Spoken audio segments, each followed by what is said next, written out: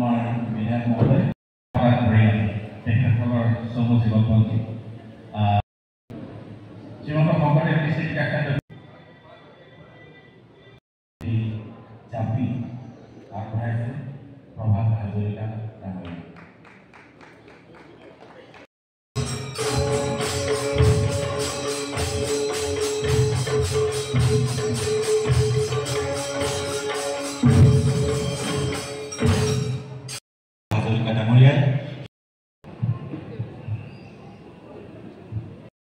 মুছলমান আৰু হিন্দু একেলগে বহিছে আৰু এটা গানত তেওঁ কৈছে যে আপোনালোকে সেইটোও শুনিছে আপোনালোকে যে ভকত যায় আগতে চাহেব যায় পিছতে। ভকত মানে তেওঁ সেইখিনি সময়ত মহাপুৰুষ শংকৰদেৱক মিন কৰিছিলে, চাহেব মানে যি আজান পীৰ তেওঁক মিন কৰিছিলে।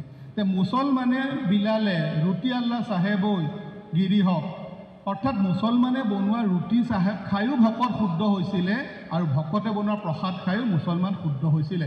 সেই ধৰণৰ ভেদাভেদ তেওঁ সম্পূৰ্ণৰূপে তেওঁক সেই যি তত্ত্ব আছিলে তেওঁ উপলব্ধি কৰিছিলে আৰু সেই তত্ত্ব তেওঁ পোষকতা কৰিছিলে।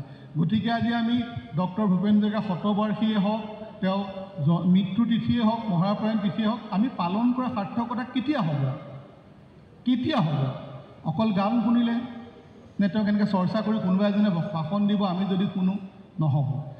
কাৰণ সাম্প্ৰতিক সময়ত সমাজত অস্থিৰতা বিৰাজ কৰিছে, সমাজত বিশৃংখলতা হৈছে। আপুনি ধুবুৰীত এখন গাড়ীত উঠক, শদিয়ালে বুলি বিভিন্ন জেগাত আপুনি সোধক অসমীয়া কোন?